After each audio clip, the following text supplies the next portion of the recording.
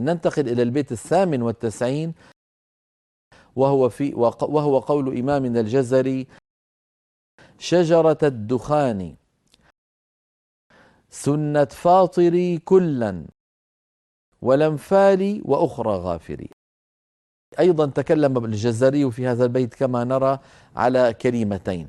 الكلمة الأولى هي كلمة شجرة، أين جاءت في القرآن العظيم مبسوطة وأين جاءت مربوطة.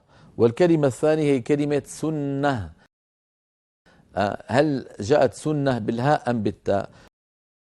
فقال رحمه الله: شجرة الدخان، والدخان بالتاء المخففة.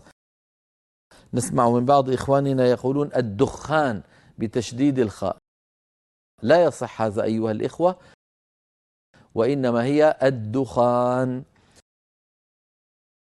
شجرة الدخان يعني كلمة شجرة المذكورة في سورة الدخان، وهي قوله تعالى: إن شجرة الزقوم طعام الأثيم. نسأل الله العافية لنا ولكم.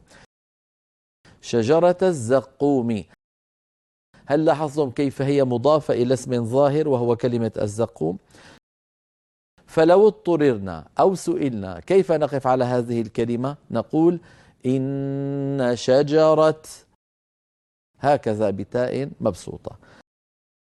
وما عدا موضع سورة الدخان فأي شجرة نراها في القرآن هي مربوطة. لقد رضي الله عن المؤمنين إذ يبايعونك تحت الشجرة، هذه نقف عليها تحت الشجرة بالهاء.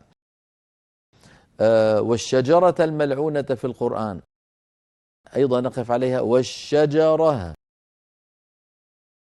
نعم، فقط في سورة الدخان.